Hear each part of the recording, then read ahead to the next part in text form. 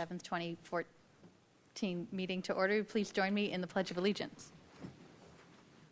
I pledge allegiance to the flag of the United States of America and to the republic for which it stands, one nation, under God, indivisible, with liberty and justice for all.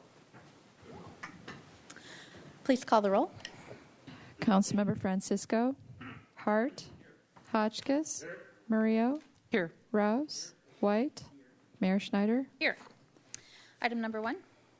Employee Recognition Service Award pins. Thank you, Mr. Casey.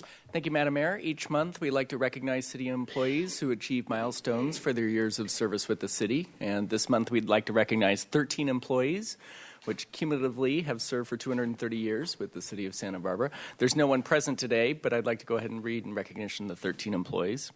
With 5 years, Daniel Garcia, police officer with the police department. With 10 years of service, Brenda Beltz, an associate planner with the community development department. And Jose LaTorre, a police officer with the police department. With 15 years of service, Tracy Barnett, administrative assistant with the Public Works Department. Kali Marquez, electronics communications technician 2 with the Public Works Department. Carrie McKinnon, senior library technician with the library department. And Nancy Rapp, Parks and Recreation director with the Parks and Recreation Department. With 20 years of service, John Williams, a police officer with the police department. Tara O'Reilly, senior library technician with the library department. And Matthew Donahue, senior airport maintenance worker with the airport department. With 25 years of service to the city, Frida Markowitz, administrative specialist with the Parks and Recreation Department. And with 30 years of service, Jerry Morozowski, accounting assistant with the finance department, and Fernando Rodriguez, an administrative specialist with the police department. Thank you, and congratulations to everyone. Item 2. Proclamation declaring October 2014 as Bullying Prevention Month.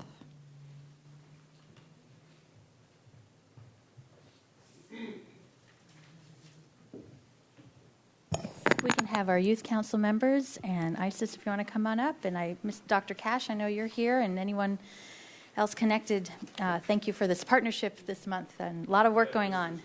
Please, Mr. Torino, yes, and Ms. Kiani, and great. Come on up. Mr. Aaron, yeah, of course. I shook your hand earlier. There you are. Come on up. Okay. The future of our community, our state, and our nation depends on the young people who will handle the affairs of tomorrow, being emotionally healthy with a sense of belonging. And it is reported that 30% of U.S. students in grades 6 through 10 have experienced bullying on a regular basis, either as a victim, bully, or both. And for Bullying Prevention Month, the City of Santa Barbara joined forces with the U.S. Conference of Mayors and the Bully Project in the Mayor's campaign to end bullying. And it's reported that bullying causes loneliness, feelings of exclusion, depression, anxiety, decrease in academic achievement, and other negative emotions and behaviors. And by providing a safe physical and emotional environment is a significant goal and a personal responsibility of each individual. It's important that we acknowledge and heighten awareness about the serious issues and the negative effects of bullying, including the long-term damage it can cause in our youth, as well as the risk of teenage suicide. So therefore, I, Helene Schneider, by virtue of the authority vested in me as mayor of the city of Santa Barbara, California, do hereby proclaim the month of October 2014 as Bullying Prevention Month and commend all members of our community who are contributing to the fight to end bullying. And I particularly want to acknowledge AHA and the Youth Council and our Santa Barbara Unified School District in partnering with us this month on these activities. So thank you. I'm going to hand this to you. Congrats. Thank you very much for your work. And if you'd like to say, any of you'd like to say a few words, please do so. Yes, I have a few things to say. We are actually having a town hall meeting and a screening of a movie. We're having an event the October the 30th at San Marcos High School to get the word out about bullying, stop bullying. On behalf of the mayor and Santa Barbara Youth Council, we'll be holding a sort of speak out, and we will be presenting the movie Bully. If you have any questions, call 805-897-2568. And you also got a copy of our temporary flyer. Oh, my name is Andrew Rodriguez. I go to San Marcos High School. I'm a senior. Yeah, thank you. I would just like to thank the council for continuing to support students in our community. We feel it each and every day on our campuses. I want to thank you for your continued support with the Santa Barbara Police Department and their role as a real good counseling source for kids on our campuses. So thank you for that very much. And I also want to say that I adore and support Andrew. He's one of our peace builders at San Marcos, and this is our second year training peace builders in high school. We first started off at Santa Barbara High School, and we moved to San Marcos. And so Andrew is one of our leading forces in really going out there, not only serving on the youth council to support you all, but also serving at San Marcos to create a change and to get other peers on board. So we really appreciate the support from the school district, from you, but also really from the teens, because we as adults have been trying so hard to change this, but the change really has to come from the youth, and Andrew is one of those leaders. Yeah, great job.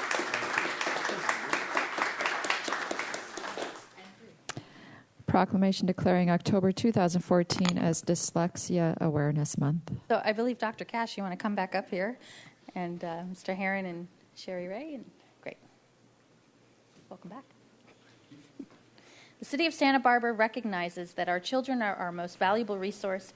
We must provide opportunities to learn and grow. And the United States Department of Health defines dyslexia as an inheritable and highly prevalent language-based disability affecting 1 in 5 individuals. And dyslexia, meaning difficulty with words, constitutes one of the several distinct learning disabilities and is characterized by challenges in processing language when decoding oral and written words. And dyslexia deeply affects people's ability to read, write, spell, and comprehend, and may also affect people emotionally and their overall well-being that can last a lifetime.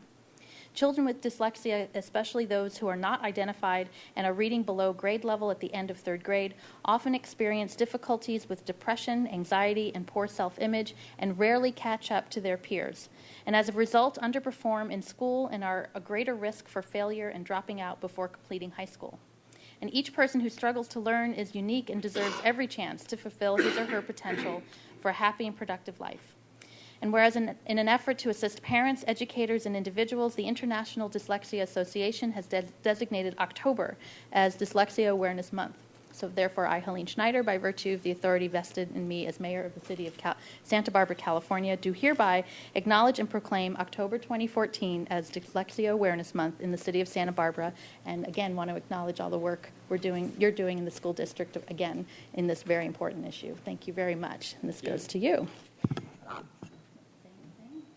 Thank you. I'd like to introduce the people that are here. Have our Vice President of our school board, Ed Herron, who is a strong advocate for all children in our community, particularly a very strong advocate for students with disabilities, unbending focus on ensuring that every student gets whatever they need to be successful.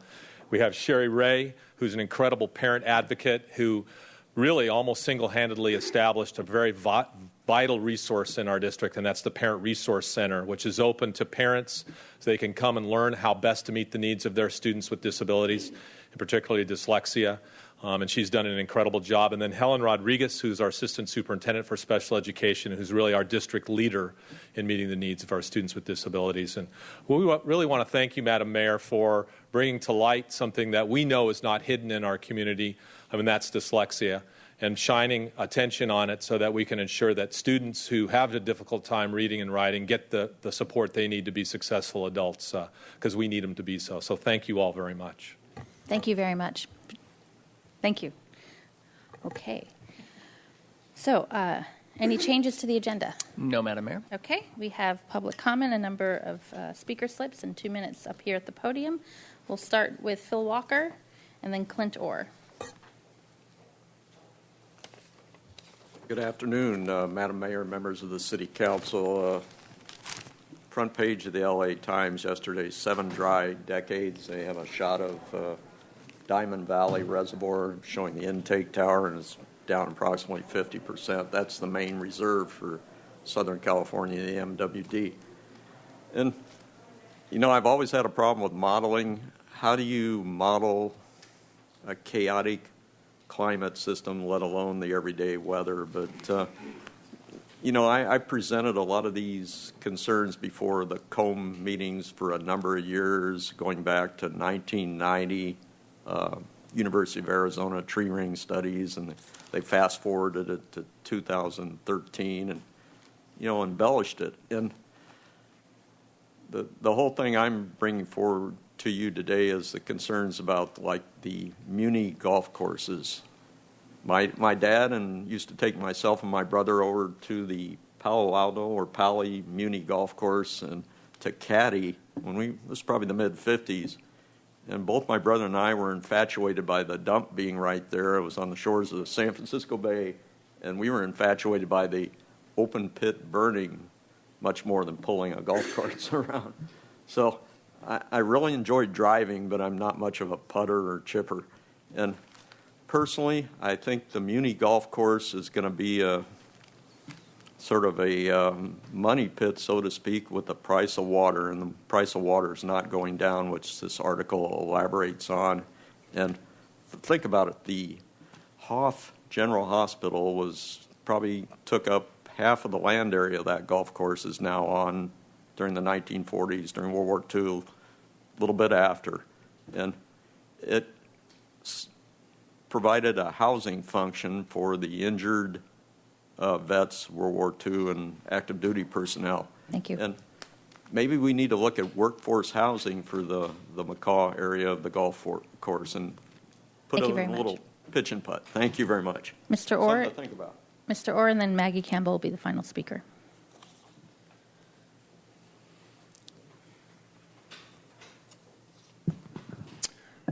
Mayor Schneider, council members, of course, I'm Clint Orr, and I represent the California Country Dance Foundation. This is my 18th time so far this year to talk about the Death Couples Dance here in Santa Barbara and my airport honky tonk. At our meeting 2 weeks ago, Mayor Pro Tem Murillo informed me that you don't have council support, so I consider that a no from dancer Murillo, so that's 1 down and 6 to go. Now, rubber stamping a chain restaurant at the Elephant Bar brings no new visits from other counties or states. It does not fill hotel rooms. It does not increase landings and takeoffs. Nobody's coming in for fish tacos, okay? It does not provide anything for the community in Goleta, okay? I don't know if you've been there before, but there's not a lot of rich people over there just like dying to go to a restaurant. I know it's good for the pilots, but the airport honky tonk will do all of that and provide desperately needed habitat and education for our youth. Get them off the phones for an hour here and there. Let them meet each other in person, okay? You folks think erroneously that you can kick this issue, the single most important topic of a generation, under the rug. I'm here to say I'm doubling my efforts and going on TV and radio and print. And I plan on speaking 40 times next year, okay? So it's not going to go away. So if I have to build the building myself from scratch, that's fine. I have plans already to do so. But that's going to take 3 to 5 years, and I think that's poor decision-making myself when it could be open in February for everybody, including our youth. But Ms. Murillo asked me why I can't take no for an answer. Well, absolutely not. The status quo is horrific. I'll press for family values candidates. I'll build my airport honky-tonk from scratch if necessary. And you folks can clap and watch me do it. So I'll see you next week. And Your time's up. Thank you. Thank you. Maggie Campbell and Kate Schwab, you're giving your 2 minutes. So you have up to 4 minutes. Good afternoon, Mayor, members of the Council. I'm here today speaking on behalf of the hundreds of businesses and employees of downtown Santa Barbara. I'm Maggie Campbell, the Executive Director of Downtown Santa Barbara, and wanted to speak today to share our perspective on what happened this last week. Thursday night was a beautiful night downtown. It was almost perfect. It was first Thursday. We had a sold-out concert at the Granada. All the restaurants were full. We were going into a busy weekend with cruise ships coming. And it all was brought to a screeching halt when the lights went out at 5:30. We had a power outage, as many of you know, that lasted for several hours. And this infrastructure failure happened again Friday and again Saturday, 3 days in a row, albeit the 2 subsequent failures impacted a smaller area. So Thursday night was tough. Up and down the street, Customers left in the dark, cash registers couldn't open, security systems failed, restaurants were shutting their doors because it wasn't safe to keep operating. I don't have an estimated revenue figure for you yet, but it's in the hundreds of thousands of dollars of lost revenue from all the businesses were impacted. I know it's not your infrastructure, but as we talk about infrastructure in the coming weeks and months, and we talk about what the priorities need to be, we're today asking you to use your influence with Edison to get the investments that we need so that our business district does not continue to go dark. We just can't afford to have this happen, and it will start to affect people's decisions about how much they can rely on the public sector in downtown Santa Barbara for the services that we need. I do want to applaud Edison. They worked around the clock all night to restore the power. I know it was hard for them. I have talked to officials at Edison today and have invited their leadership to come make a presentation to our board of directors about their capital budget plans. I went to applaud the fire department and Chief Patrick McElroy. They were on scene within minutes and stayed until the end. During the outage itself, in the darkest blocks around the Granada, that's where I was concerned that I did not see a visible police presence assisting with this situation. But after speaking to the city manager and to Chief Sanchez on the following days, I stand corrected. I was informed that the undercover gang unit was dispatched, 7 officers total, plus a supervisor. The dispatch call was at 7:13, and the officers in plain clothes arrived on the scene in unmarked cars at 7:25. It is noteworthy that by 7:30, the outage had gone on for a couple of hours. We'd already canceled First Thursdays. Most of the businesses were closed, and the crowd of hundreds of people outside the Granada had already been told to disperse and find their way in the dark back to their cars. So I'm speaking today for a couple of reasons. First, to remind you that we need to be able to rely on the power, and we need to be able to rely on the city to provide a needed, visible police presence in both the best of times and in the worst of times.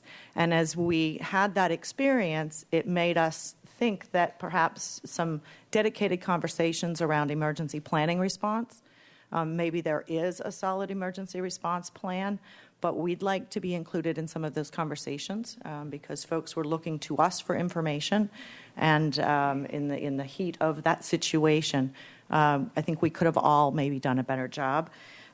We want to talk about in the coming weeks what a meaningful police presence looks like on State Street, and we're looking forward to those conversations too. But at the end of the day, I think the takeaway message is that our business community really is asking for one thing. We want service we can rely on. So thank you. Thank you. Okay, that concludes public comment. We'll move on to the consent calendar, and I believe there's an item to read. Not on consent? Oh, well, nothing to read. So is there a motion for the consent calendar, or does someone need to? I had a question on Sure. item 5, please. Item 5. Okay. So if you could read item 5.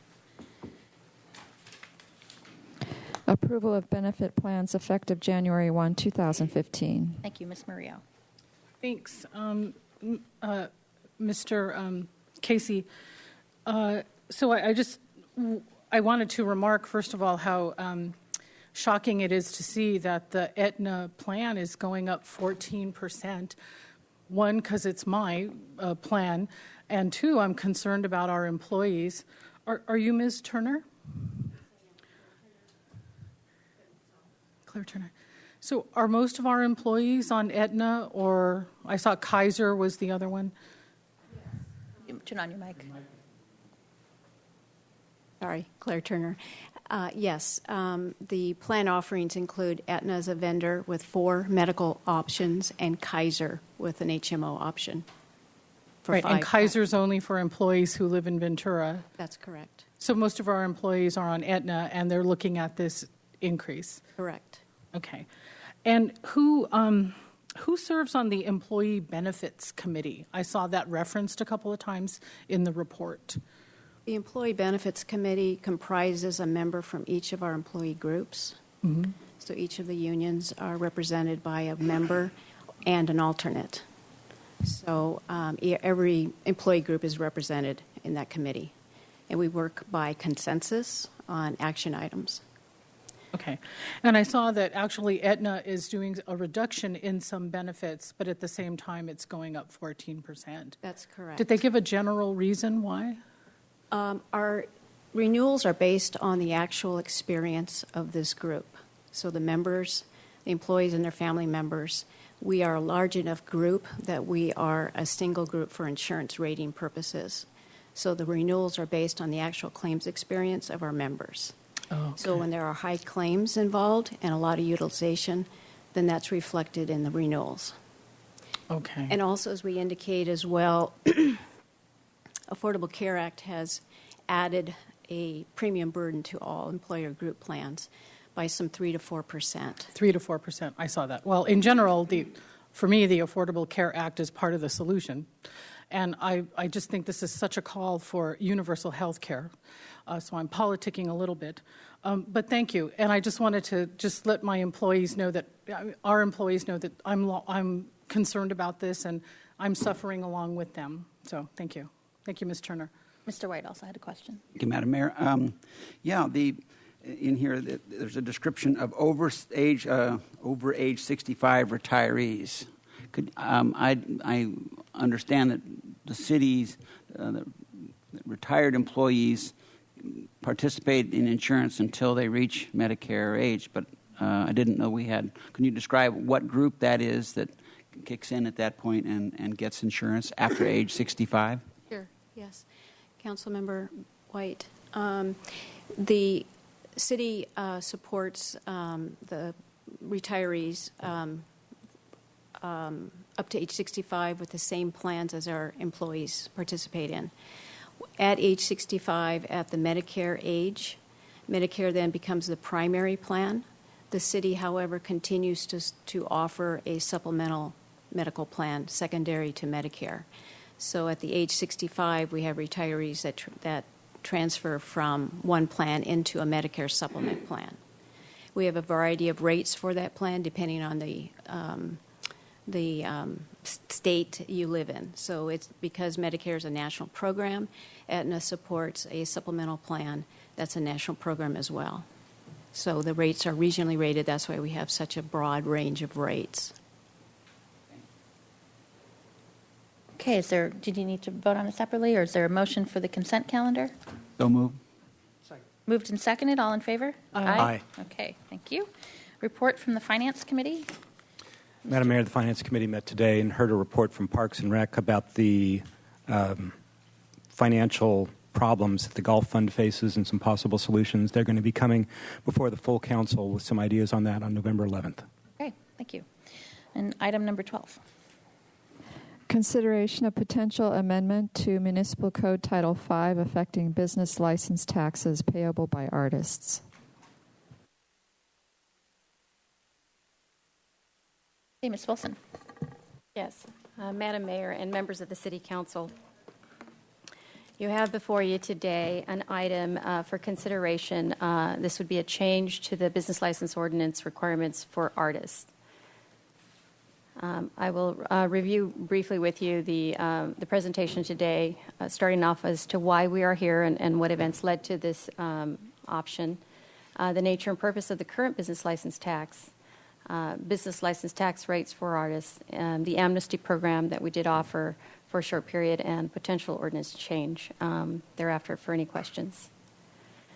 Why are we here? The artist community did raise concerns recently about the business license requirement. They had questions with regard to the applicability of the ordinance. Many artists generate very minimal income. There is a $1,200 exemption for gross receipts whereby an artist is not charged the tax. That amount has not changed since, I believe, the mid-'60s. Council did direct staff to bring back potential changes to the business license ordinance. The Finance Committee did hear the item on September 23rd, and they did recommend a proposed change be brought forward to the City Council at today's meeting. A little background on the business license taxes. It is not a regulatory fee. It is strictly intended to generate revenue to provide services to the community. As an example, public safety for police and fire, library services, and park and recreation services. Community services are traditionally funded with taxes. and taxes do represent 65% of the total general fund revenues. This slide does depict the tax revenues by category. As you can see, general fund taxes amount to almost $73 million as of 2014. Currently, business license tax for artists, they are taxed at $100 for professional artists. All other artists, especially home-based businesses, are charged a minimum of $30. That is also based on a gross receipts category.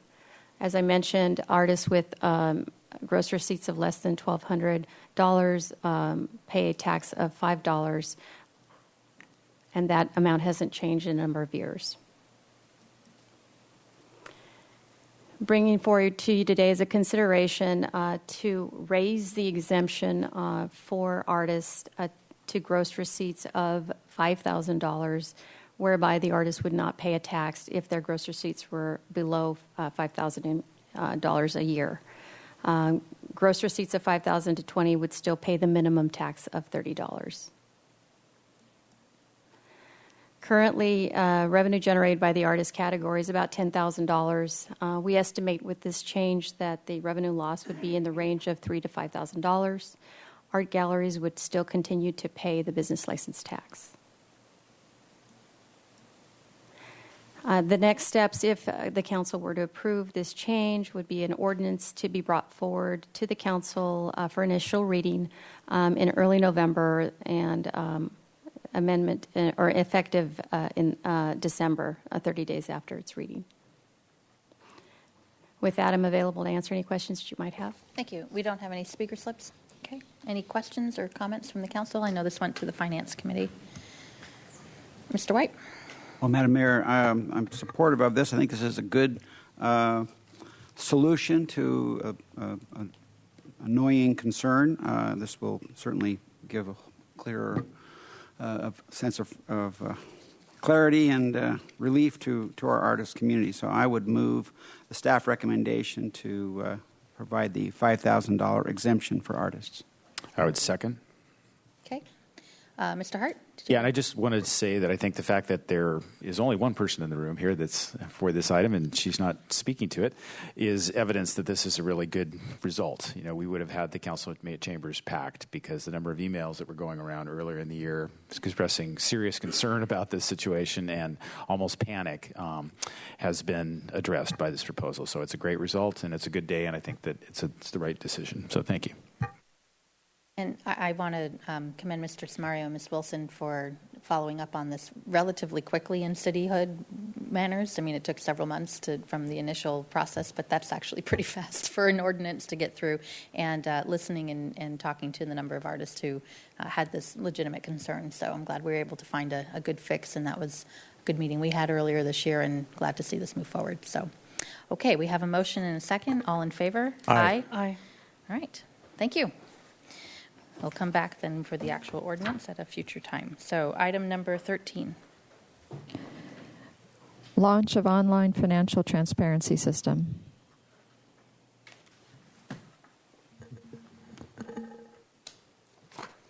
Okay, Mr. Peace. Mr. Mario. So, Madam Mayor, council members, Bob Samario, Finance Director and Acting Assistant City Administrator. I want to just introduce this item first before I turn it over to Michael Pease and also Kate Wan. This is, we really are excited to be launching this new tool that's going to be available on the website for the public. It's called OpenGov. And as you know, there has been a movement statewide and nationally for increased financial transparency in government, both local, state, and even county government. And in fact, we have, over the last 10 years, I think, done a pretty good job with that. As you know, we have our budget documents on our website so people can look at. We have our comprehensive annual financial report, which we call the CAFR, on our website. We have other financial information that we've been putting on for the last 10 years. The problem with that information is that it's pretty static. I mean, you can look at a document, a PDF document, you can look at some detail, but it's not something that people are going to probably be inclined to look at very often. We think it's good that it's there. The information is also not very dynamic. It just stays the same for the year until we update it. It's hard to use. They can't manipulate the data. The thing about Open Government, what you'll see is that it isn't static, it's dynamic. You'll see that we update this every month with new information. It's tied directly to our financial management system, which we now call Munis, so it's going to be directly linked to that. People will be able to manipulate the data, so just like we can do in-house, look at information differently through filters and customized reporting, they'll be able to do the same type of things with this system. So we're excited about it, and Michael Pease, our budget manager, along with Kate Wan, who were instrumental in making this happen over the last several months. They evaluated a number of systems and landed on this system, which we think meets our needs and was an economical solution. So they're going to walk you through how to use it for the benefit of the public, and we are launching this today, so as of this moment, people can access this system just the way Michael Pease is going to show you today. So with that, I'll turn it over to Mr. Pease.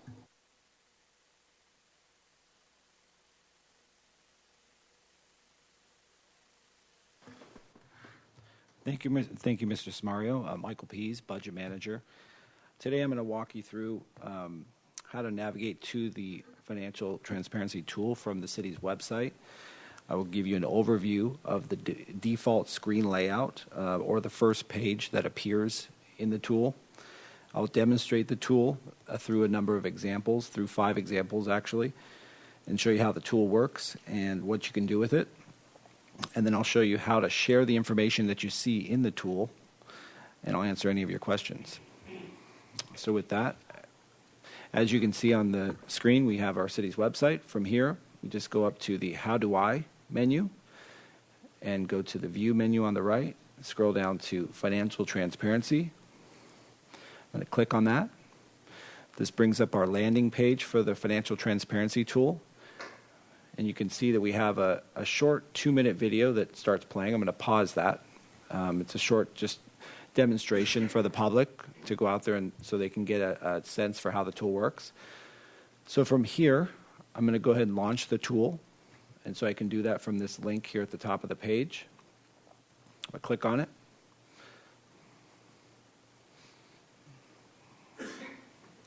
And actually, I'm going to load up. I'm going to load up Google Chrome. Google Chrome is a little easier to navigate with for this particular tool, but you can view it with a later version of Internet Explorer. This particular computer seems to have an earlier version. So I'm just going to go back to the main site that we just looked at. From the city's website, we click on the View menu, Financial Transparency. Here's the Transparency Tool landing page. I click on the link to load up the tool. And here we are. So this is the default screen that we see when we first load up the tool. You can see that the graph is a stacked bar graph. You can see there's a title at the top of the page that tells you what you're looking at. So in this case, we're looking at the general fund expenses by department. There's a legend on the right side that lists out in this case, the departments. So I can move my mouse over those departments, and you can see how the chart illuminates, or that section of the chart illuminates. So, and you can see as I move over the chart, the amounts that appear show the fiscal year, the department in this case, and the dollar amount. And so I can also move my mouse over those sections of the chart, and you can see the dollar amount, the year, in this case, the department. So you can easily navigate this tool either by using the legend or on the chart itself. Now you can see down at the bottom of the page, we have data loaded for fiscal year 2010 actuals, 2011 actuals. And so, for example, we can see that in fiscal year 2011, the police department expenses in the general fund were $32,816,000. We also have fiscal year 2012 actuals, 2013. We've included the amended budget for fiscal year 2014 as a point of comparison for the 14 actuals that we also show. And then we also included the 15 amended budget. And you'll notice that we don't have the actuals for fiscal year 15 in here because these numbers are all annual amounts. And I'll show you why. You can see at the top of the screen, there are two different views that are available in this tool. There's an annual report and a current year report. And I'll get into those as I get into the examples, but the default is the annual view. So everything you see on this screen is going to be annual data. And so you'll see data for each fiscal year as a whole. And since we haven't closed out fiscal year 15 yet, we don't have an annual amount. So we're not showing that on the page. We also have some filters that go down the left-hand side of the page that allow you to select specific pieces of data. And I'll get into that as we look at the examples. One other thing I did want to point out before I get into the examples, you'll notice that the actuals on the charts have solid lines and that the budget numbers have dashed lines. And so as you look at the charts, it's easy to tell what you're looking at just by looking at the solid lines or the dashed lines. Are there any questions on the screen layout? What's the lag time between what we see using this as opposed to up-to-date reality? Each month, we will be updating this data as we close a period. So, for example, we have closed through August of this fiscal year. And so when we close September, which should be happening shortly within the next week or so, we will include data for September. So each month, we will be adding new data to the site. So it's sort of refreshed monthly, as it were? Monthly, correct. Second question, if you click on, let's say, where you are right now, does that blow up into detail?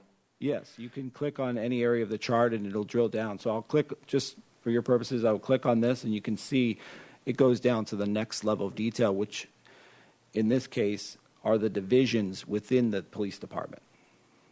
And so I'll show you in a few examples how that works. If you could run through and also how you manipulate things if you want to project or whatever. If you could show that, that'd be great. Thank you.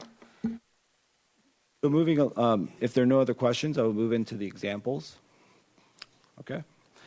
So we tried to come up with a few examples that may be typical questions that someone may have in looking at the city's finances. And so our first example, someone may want to know what the pension or retirement costs are for a particular department. And so we chose the finance department. And so I'm going to load up the pension and retirement costs for the finance department.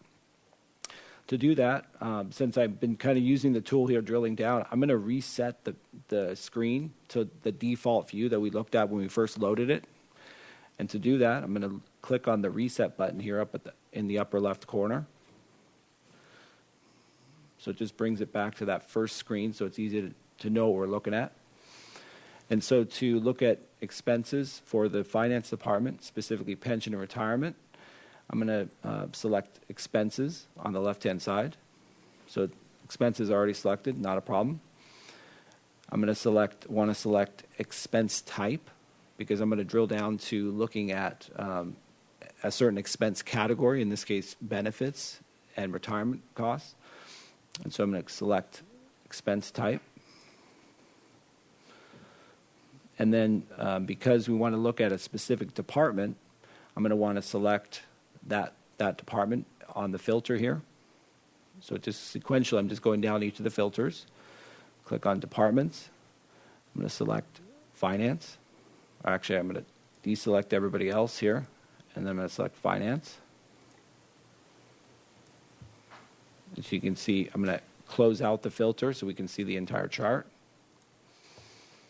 So from here, you can see that we're looking at by looking at the title at the top of the page, we're looking at finance department expenses within the general fund.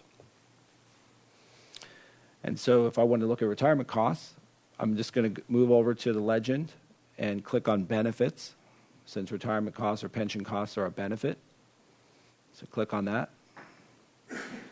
And so now I'm looking at all the different benefits within the benefits category. And so the first cost there you see are benefits retirement or our pension costs. And so you can see that as I move my mouse over it, you can see that in fiscal year 10, the pension costs were $470,000. And in the amended 15 budget, they're $604,000. And so these are the pension costs for the finance department. Are there any questions on that? Can you do a fun one? Can you go to the library and look up the book budget, or how about the Parks Department and youth services, or Absolutely. something that's going to cheer us up? Okay. Yeah. The other thing I do want to mention is that there is a table below the chart. As I scroll down, or I can click this link at the bottom right corner, you can see the actual numbers themselves. And so here, in this case, we're looking at all the benefit costs within the finance department. And so you can see the numbers themselves rather than having to click on or move your mouse over the chart. And I could also hide the filters here in the lower left to make it expanded so you can see all the numbers. So if there's no questions, I'll move on to the next example. Essentially, this is a massive database with a barcode interface. Is that the right way of saying it? It is a dynamic user interface that it's basically our entire journal ledger, all of the data in our financial system loaded into this tool, and somebody can just drill down on it and look at whatever they'd like to, all the way down to the object level, the account level. And we're protected, so nobody's going to hack our numbers, I assume. It's all public information. So this is... Well, that's what I'm worried about. I mean, are we protected somewhere? Let's say I want to mess around with the salaries and things. Yeah, which there's might be no fun. way to edit the data. This is literally just a data dump from our financial system. So it's not linked in directly to our financial system. All it is an Excel spreadsheet that we exported from the financial system and then we loaded into this tool. Thank you. So in Councilmember Rio mentioned that we could look at library, for example, and we can from this page. I'm just going to go ahead and reset to the default screen layout, and I can easily go into departments and select library. I'm sorry, we can go to departments here, and I can select library. I'm going to deselect all and just select that department, and you can see that. So we're looking at all expenses in the library. Now I'm going to want to look at this by expense type. It's a little more meaningful than just seeing one number for the entire library. So I'm going to click on the drop down here and select expense type. So you can see we're looking at all the expense categories within that department. So salaries, benefits, allocated costs, supplies and services. Is there anything in particular that you would like to look at? No, that's good. Thanks. Okay. So if someone wanted to know what does special projects mean, is there a definition of what the library's special projects are? Or is it just special projects? Because that can mean anything. Yeah, I can click on the special projects, and then you can see we do have a filter for special projects over here where I can see what kind of special projects are in it. Now, in this particular category, we only have very limited. We only have, we don't have any specific projects identified. So in this particular area of the budget or in the city financial system, we don't have specific projects. It's all just in this one category. But I guess my point is the general public, like, what is a special project? What's special about it, and what is the project? I mean, it's a term that is used in our documents, but it doesn't have a definition to it. So I guess, is there a glossary somewhere? Is there a pop-up that can tell you what that is? Is that something that OpenGov doesn't have for us, or? Yeah, we don't have a glossary per se. I mean, this literally is an export from our financial system. So we've determined certain categories of expenses or revenues, and so these are the categories. So a special project is a specific category within a financial system. These are obviously more one-time in nature.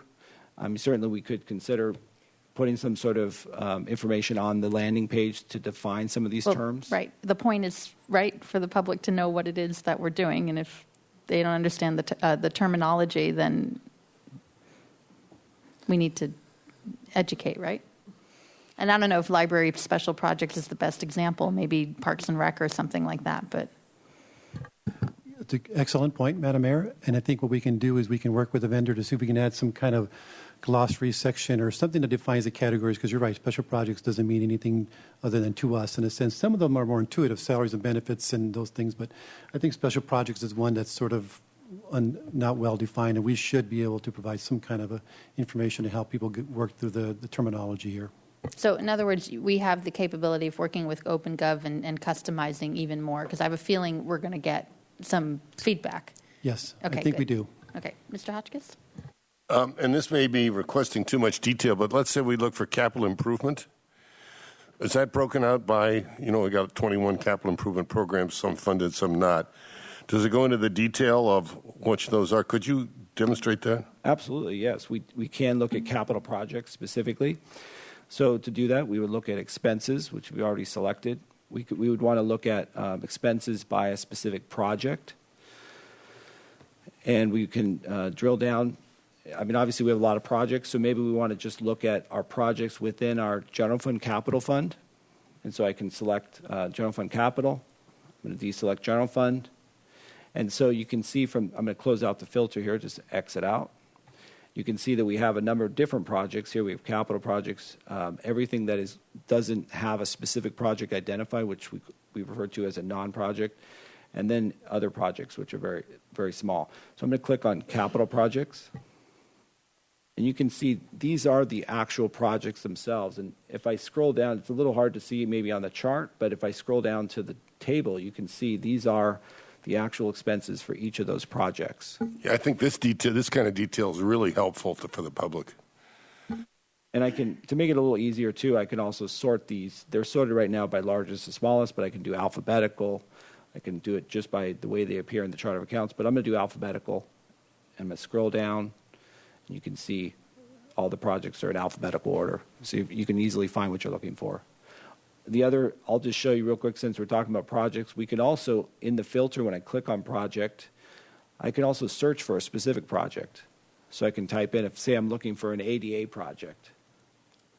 So I can type in ADA, and here are all the instances of ADA. And so I can click on ADA capital improvements. You can see, so we do have a number of ADA-related activities you can see, but there is a search feature, and that's what I wanted to call your attention. Let's close this out. We're going to make a lot of budget wonks very happy out there, I think. So, how many people was it going to take to keep this up to date? There's a lot of information. You're it? Yeah, I'm it. It's actually it's pretty straightforward. We just, like I said, we export the data from our financial system, and then we just upload it into the site. It's all very automated. And so if the data doesn't change for one area, for instance, capital improvements change not month to month, will it just migrate into the stuff that's changed and leave the other alone then? And does Correct. it do that automatically? That is correct. You don't have to manually enter it? No. Okay, cool.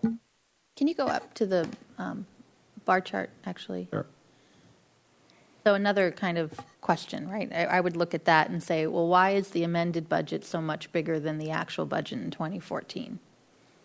And the answer would be that in the amended budget, which includes the adopted budget and any mid-year budget amendments, part of the budget amendments are our carryovers for capital projects. Right. So where's that explained in the? These are just the kind of things I would look at. It's like, well, why? What happened? And we didn't do what we say we were going to do after the amendment. So. We're going to get some phone calls, I'm sure, but that's good because we're going to get people engaged and getting a better understanding of how our finances work, because you're right, it's not intuitive, and we can't explain all things. There's going to be a lot of anomalies, weird things that people are going to see that, well, why is that way? And if they're really interested, they'll give us a call, and we'll be happy to answer the questions. Okay. We do have a public comment speaker if you want to, but why don't you finish your presentation? Okay. All right, let me go through one other quick example. So I'm going to go ahead and reset the screen layout to the default view. Click the reset button. And so I want to quickly just look at revenues. And so I'm going to select revenues on the left-hand side. And in this case, I'm going to want to look at revenue type or revenue category. Select revenue category. So what we're looking at here are revenues within the general fund, as you can tell by the title. And we have the categories of each revenue categories going down the right-hand side. And so if I wanted to look at major tax revenues within the general fund, I can click on taxes, fees, and fines. and it brings up all of our major tax revenues. You can see it's sorted from largest to smallest. So the property taxes is one of our largest revenues, followed by sales tax and transient occupancy tax. So you can see how we've done over the last few years in these revenues. And now I do want to actually cover one other section of the tool that I think would be also helpful, and that's that current year view. I'm sorry? Yeah. Let me quickly show you our pie chart before I go there. We have different graphs available in the upper right corner. I'm going to click on the pie chart. So this shows you kind of how, what portion of the total each of these major revenues reflect. And so you can see down at the bottom of the page, there's actually a sliding bar that I can pull from year to year. And you can see as I slide it, and it's not changing dramatically, but as I get further back, you can see how the proportions change over time. And so you can do this for expenses, revenues, all the way down in department, projects, and see how things have changed over time on a pie graph. Also, I just want to mention that we do have a help menu available to the public to get a little more information on the how to use the tool. Also, you can share this information by emailing it or in our social media. You can share the information. I'm not going to click the email, but you can, if you click the email button, you can literally email this exact page. It'll give you a link that goes to this exact page, the way you're viewing it right here, so someone else can look at the exact same information. And then you could also download it to either Excel or an image so that you can have the data itself as it appears in the table below.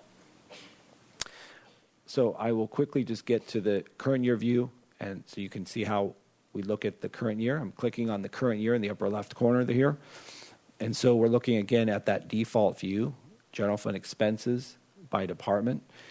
And this view is a little bit different because we're actually looking at, as you can see here in the filter, the fiscal year through a particular month. And so in this case, we're looking at the fiscal year, each of these fiscal years at the bottom of the page as of August in that year. And so that would be 2 periods, 2 months in that fiscal year. And so you can also click the drop down and see the year as of mid-year, which would be December, or through year end, the annual amount. And so this shows you, so you can see year to date for a particular area of the city's finances. So it's a pretty powerful tool. Are there any questions on that? Other questions? Okay, Mr. Dorden? Come on up. Madam Mayor and City Council members, my name is John Dorden. I have absolutely no connection with OpenGov on a personal basis, but I have seen this tool in action with other cities around the state and around some other states, and I heartily support it and endorse it. It's a fantastic software tool that, as he has indicated in his briefing to you, fairly low cost, it's powerful, and I think it will be something that you find will reward the City Council and the City Administration for adopting this. I really applaud Jim Armstrong for having gotten this initiative underway. I think what the questions you're asking would be the same ones that the public would ask, and that is, well, what's the meaning of special projects or this particular? However, I think that there are concerned citizens, I'm one of them, who would help try to mount sort of a public education campaign that goes along with this. And I think over time, you'll find people, there'll be data geeks at first, but there'll be a lot of other people who'll take a great interest in this. What I have looked at with other cities is that often it's the city staff, city administrators, and city council members who also find it quite interesting to look at and make comparisons like he's just done over the course of several years. So I just heartily endorse it, and I think there'll be citizens that step forward to help educate the public over time on how to use this. Thank you. Ethan Shankman?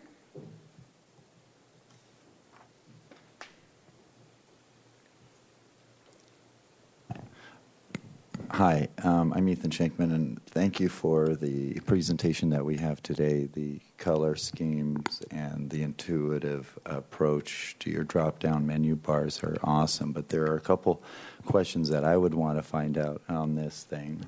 What my objective would be as somebody for transparency is, one, in your parking violations, what statistic or number are you accepting in handicap fees, fines, and collections? And I would be interested in that transparency. I would also like transparency for employee wages and whether they are on the union or not. And I understand that that's supposed to be for disclosure and salary ratios and so forth. And I wouldn't know how to be able to navigate myself to find this information according to what you have here. Do you have a way to do that? Thank you. Well, on your... we can, okay, am I we good? Can ask am I that. done? Yep, we'll All right. ask. Okay. Thank you. Thank you.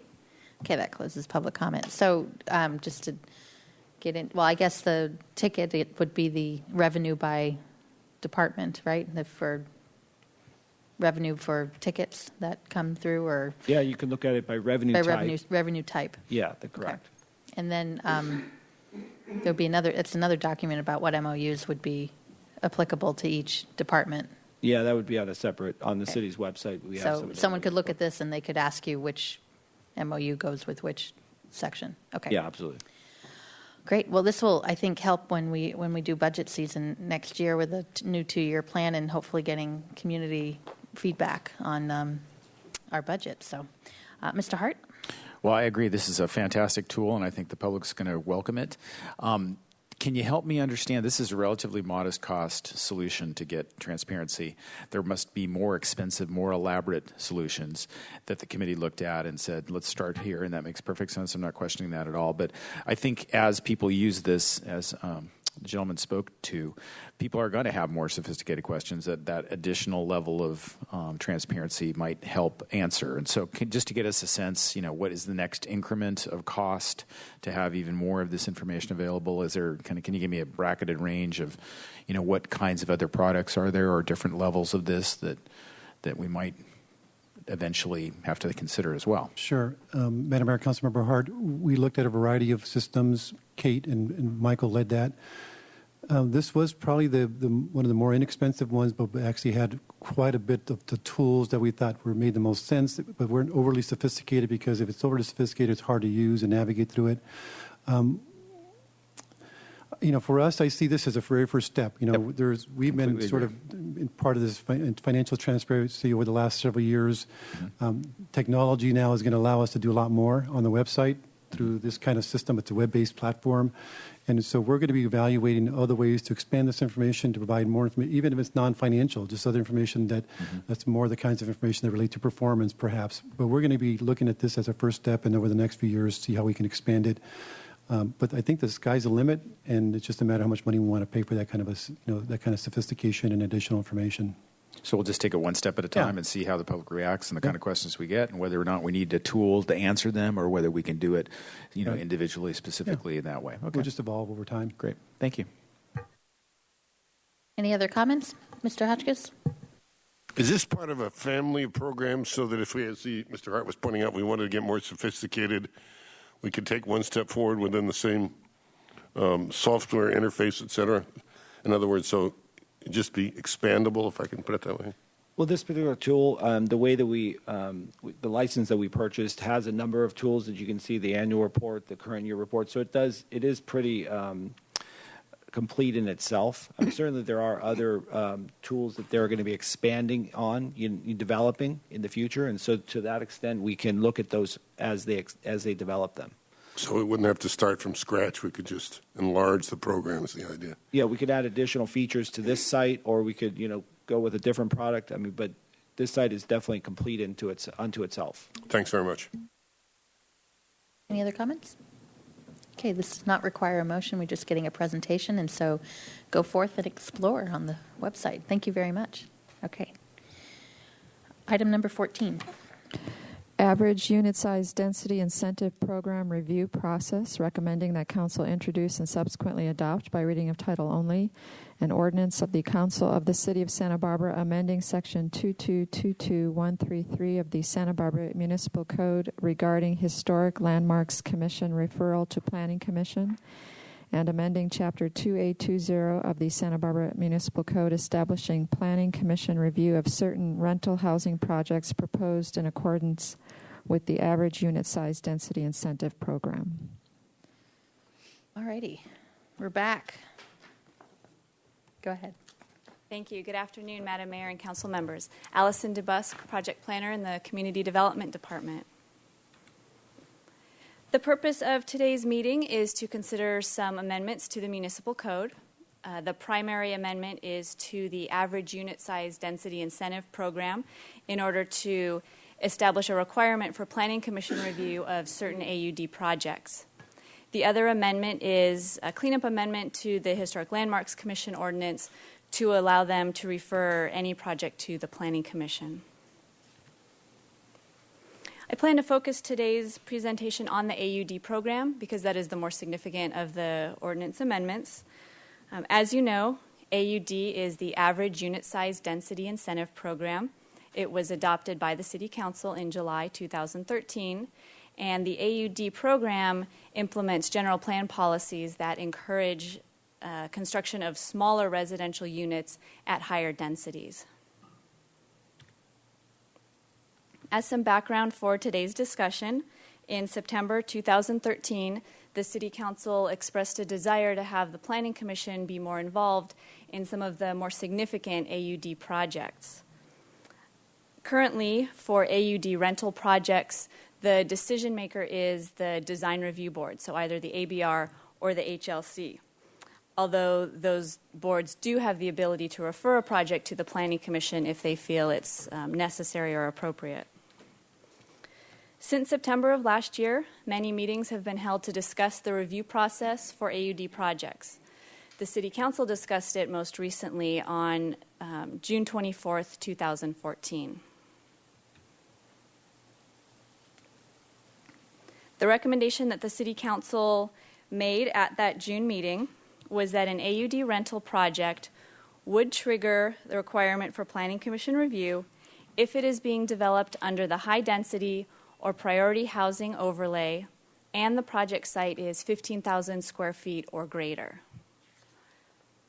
Staff prepared an ordinance amendment based on these recommendations, and that ordinance amendment was reviewed by the Planning Commission on August 14th, 2014.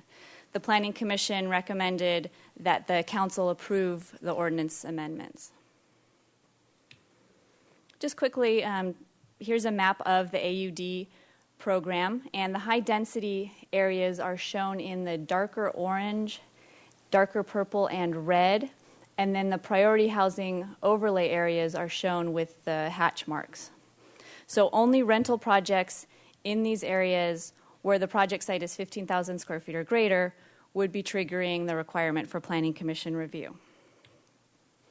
This slide shows the proposed review process for projects that meet the Planning Commission trigger. The project would first have a concept design review at either the ABR or the HLC. After that, the project would be reviewed by staff through our pre-application review team. Then the project could either return for a second concept design review or move straight into Planning Commission concept review. A staff report would be prepared for the Planning Commission review, and the Planning Commission would provide comments and recommendations by majority vote. The Planning Commission's review would not be appealable. After Planning Commission concept review, the project would continue on for project design approval. Also, just to be clear, projects that involve condominiums would still require Planning Commission approval, and projects that do not meet this trigger could be referred to the Planning Commission by the ABR or HLC if they feel it's appropriate. So that current process would still apply to projects that don't meet the trigger. Along with the AUD ordinance amendment, staff is proposing a cleanup amendment to the Historic Landmarks Commission ordinance, and that would be to allow them to refer any project on a highly visible site to the Planning Commission. The way it's currently worded, they can only refer residential projects on highly visible sites to the Planning Commission. This change in authority would mimic the ABR's existing authority, and so staff feels it's an appropriate change to the HLC's authority. So this concludes staff's report, and we do recommend that you review the proposed ordinance amendments and introduce the ordinance today. Thank you. Thank you. We don't have any speaker slips? Okay. Mr. Hotchkiss? Just to clarify, we say 15,000 square feet or greater. That's not the footprint of the actual construction, but the parcel size. Am I correct? Councilmember Hotchkiss, that is correct. It's the parcel size. And it's if there's more than one parcel included in a project application, we look at the sum of all the parcels included. Thank you. Mr. White? Well, thank you, Madam Mayor. I feel like this is the cleanup issue is the cleanup issue, but I feel like this addition of the Planning Commission participation at this scale, I think it's a good addition to the AUD process. I think it's we're bringing in our seasoned planners to citizen representative planners to help us make sure a project is appropriate in a whole bunch of ways. So I'm grateful that we've gotten this far, and I hope that we have the strong support on this council for this item. I'm certainly got to make a motion at the right time. Go ahead. All right, then I would move approval of the two amendments to the ordinance as outlined by staff. Seconded. Okay, moved and seconded. Ms. Murillo? Thank you, Mayor Schneider. So I have a question about allowing the Historic Landmarks Commission to recommend not just residential but commercial to the Planning Commission. Was that the reason for that was because the ABR can do it? Councilmember Murillo, that is correct. When we were reading through these ordinances, we noticed that there was a discrepancy between what the ABR could do and what the HLC could do, and it made sense that they have the ability to recommend concept review of even a commercial project if they felt that it was warranted. And this pre-application review team, as part of the land development team, that is only triggered when a project goes to the Planning Commission, or an applicant can ask for that from the beginning? Can you tell me about that? Councilmember Murillo, the PRT, or pre-application review team, is a team that we already have set up. It is required for certain projects, such as condominiums. Okay. For AUD projects, it would be required if they're meeting this trigger of 15,000 square feet. However, it's also something that we're encouraging for any project that has issues that need to be worked out, and having a coordinated staff review can often be very useful. And so it's something that we recommend for larger projects, even if it's not required. Thank you. Mr. Hart? Well, I won't be supporting the motion. I think we've talked about this a lot, so I think everybody's very clear where they are in this. I personally prefer the staff's direction early on that this was unnecessary. I think that as time has gone on and the ABR has gotten more skilled at looking at these kind of projects, I think the need for this has gone almost completely away. And so to me, it's extra time, it's extra money, it's extra steps, it makes it more difficult to do affordable rental housing projects, and I think this is exactly the opposite direction that was the original intent of the general plan compromise in the first place. Ms. Murillo? I'm sorry, I was focused on my questions. It is deliberation time. I won't be voting for it either. I think the point of the AUD was to to make the rules, and everybody knows what they are, and we've done a whole lot of changes that I cannot support. Thank you. Mr. Francisco? Thank you, Madam Mayor. Of course, I was a part of the general plan discussions and the AUD discussion in particular from its inception, and I believe that this is a necessary, helpful step, and I believe that in certain projects of a certain size, having the Planning Commission involvement is absolutely vital. It's how we've always done things here in Santa Barbara, and I realize that there are things about our process from putting an addition on your house that are much more onerous than they are in other places. But the result of that has been a consistency in our look, a consistency in the neighborhoods, and a feeling of people that Santa Barbara is the kind of town that they want to live in. A big part of that is making sure that we have architectural controls in place, and that's why I'll be supporting this motion. Mr. Rouse. Thank you, Madam Mayor. And to supplement that, my concern was with neighborhoods, parking, circulation, and big overview that our original thought about AUD was kind of an example of top-down government where we would have these very dense units plugged into neighborhoods without, I think, and I believe, proper consideration. So this extra step of having PC look at it, who has the oversight and the ability to look at traffic and circulation issues as well as the ABR considerations is important. So I will be supporting the motion. Well, I think the comment earlier about the artist license fee thing with the way no one's here, and I think if it was a big issue, we would have a lot of people in the room. I just by having experienced the two appeals, actually projects that weren't even AUD projects, the People's Self-Help Housing one, which is exempt from AUD, and then also the one in the Arlington, which was pre-AUD, just tells me that having that layer of feedback that's not appealable, so it's not adding an appeal process, is going to help us if and when these projects finally come through, because I think there are a number of projects going through the application process now that I hope will go through very smoothly. However, I have a feeling that they will create some community discussion, and having that conversation at the Planning Commission, I think, will ease a lot of the concerns. That's my hope anyway. So that will avoid a more politicized appeal coming to council that will have us have the background and experience in the feedback from the Planning Commission. So for those reasons, I'll be supporting the motion in front of us. And if for some reason it becomes unnecessary, we can always take it out at the but I think we haven't experienced AUD projects come through yet, and I think this is a prudent way to try to stop politicized appeals coming to us. So, Mr. Hart? Well, just to be clear, this doesn't stop appeals from coming to the council. The decision of the Planning Commission isn't appealable, but the decision on the project by the ABR is appealable. So if the issues remain contentious, it's going to come to the council.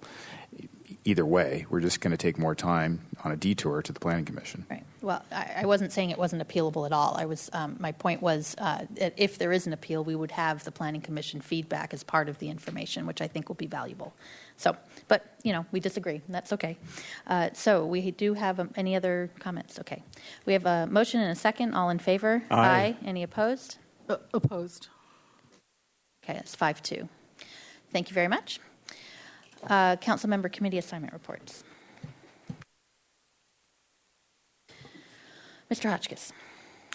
This really wasn't a committee assignment, but I managed to gain a pound or two along Milpas the other day at the Milpas MCA's Taste of Milpas, and it was great. There was, I think, 17 restaurants, and you got your band and you went down and just showed it on your wrist and got tremendous food, and then staggered off to the next location and tried to do the same. I only went to 2, but they were both great. But there were a lot of people there, and the MTD bus thing was great. You could get from one to another. They even had a pedicab. I was waiting for the bus, and the pedicab guy came, and I felt like I was in India or China or someplace. And it was a great event, and congratulations to them for doing it so well.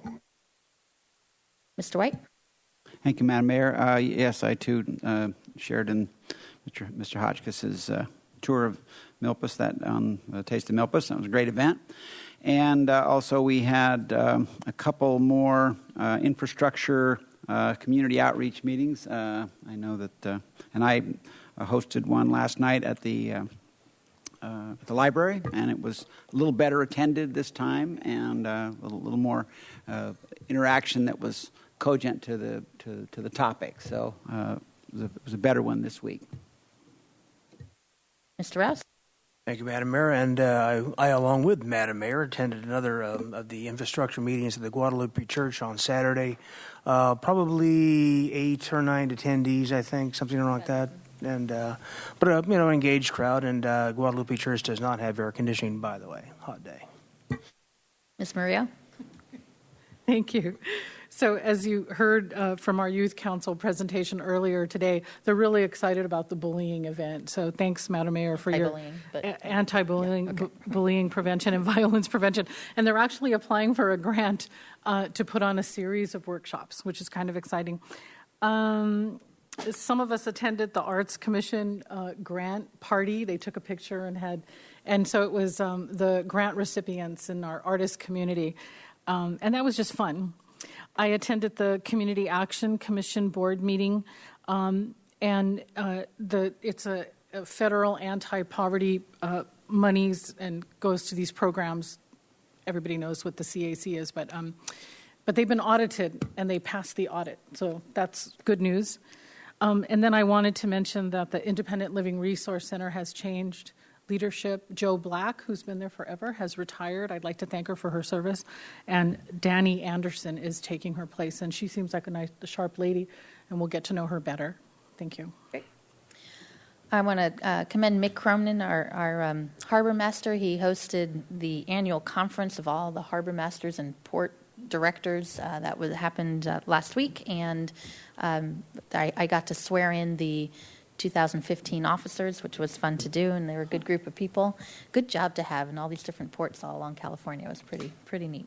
And I want to congratulate Carol Palladini and Steve Lyons, who was just announced today as the next Man and Woman of the Year at their annual Santa Barbara Foundation event. And I got to say, it's one of the perks of the job to know who they are prior to the announcement, because we do the little proclamation. So that was fun to see their reaction, because they had no idea until their name was called. And two great people who pay it forward. So, okay. And with that, we don't have any closed sessions, so we are adjourned till next week. Thank you very much.